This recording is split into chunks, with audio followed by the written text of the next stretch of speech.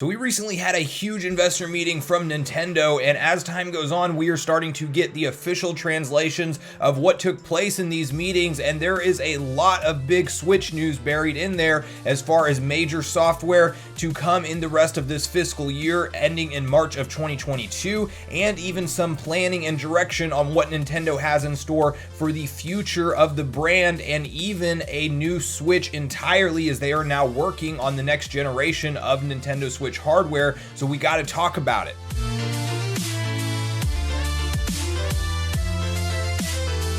What's up, Nation? If it's your first time on the channel, make sure you join Sunbro Nation by subscribing below, hit the like button on this video if you enjoy it today, and make sure you turn on your bell notification icon so you're kept up to date with all the newest gaming news. Now guys, today we're going over some big reports from Nintendo that are now being officially translated from their recent investor meeting, and there's a lot of valuable information in there when you want to talk about the future of the Switch as a whole and where Nintendo envisions this brand going forward, because obviously, as we've mentioned numerous times on the channel, we are in uncharted territories of success for Nintendo, as this is tracking to now outpace the Wii, which was their most successful home console of all time. And obviously part of that is due to the fact that the Switch is a hybrid console, so it's taking the place of both the DS sales and the home console sales. But it is a really exciting time to be a Nintendo fan right now regardless, and they are all-time high in profitability and all-time high in software and hardware sales. So there's some really good pieces of information that came out about from these translations whenever you want to talk about what Nintendo has planned in the future, and kind of some things we can probably expect to see announced as soon as E3. And the first article I want to discuss today is actually one surrounding its cost in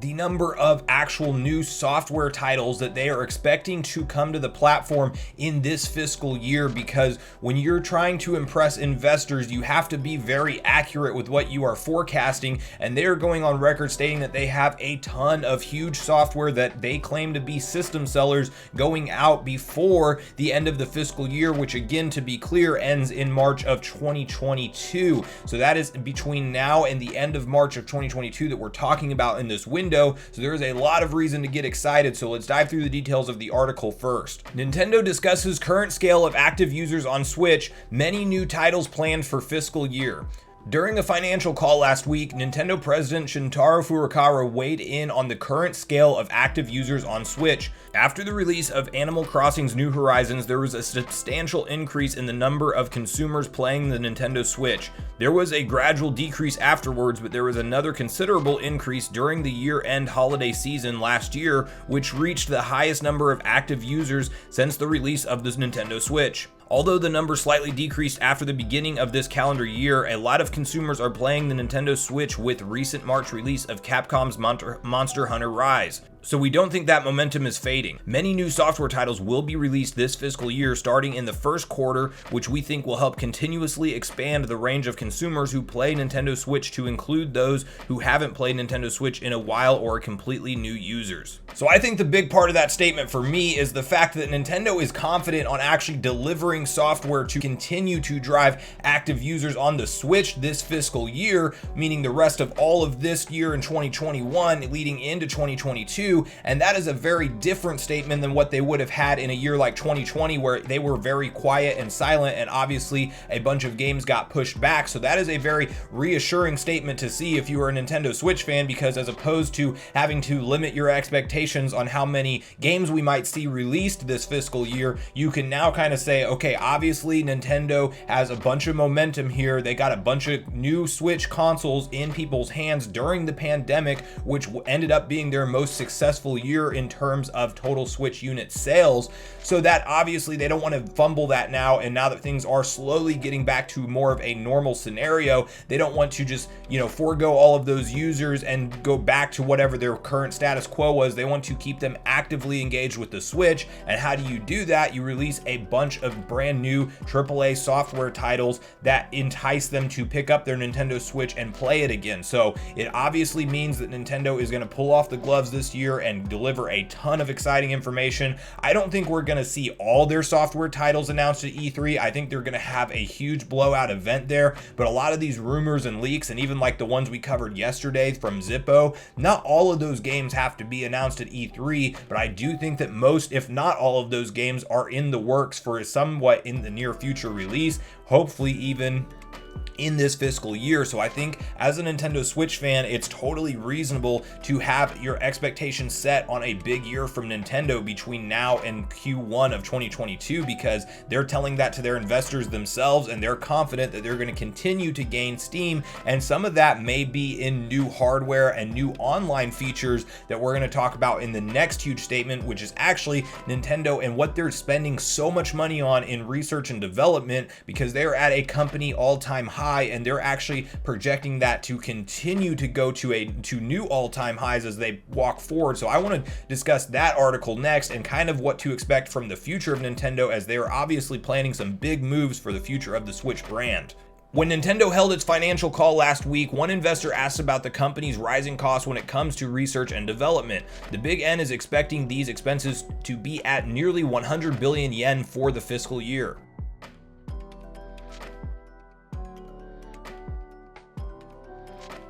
Our software development costs, which include outsourcing, are increasing as we work to maintain a continuous stream of new titles for the Nintendo Switch as it enters the middle of its life cycle. Because per title development costs are higher now than they were on past platforms, we anticipate that R&D expenses will continue to rise as we work to maintain a sizable lineup of titles. We are also conducting a variety of studies which include investigating ways to enhance our digital business and future services that will help maintain long-term relationships with our consumers, as we touched on in the corporate management policy briefing last September. In addition, the development of the next generation of hardware needs to begin years before launch, so R&D expenses for that are gradually rising. We are aiming to grow by continuing our integrated hardware and software entertainment businesses, and that means conducting all sorts of research and development in various areas, including both hardware and software. So I think there's a couple reasons this is meaningful news, one of which is the fact that they are obviously sticking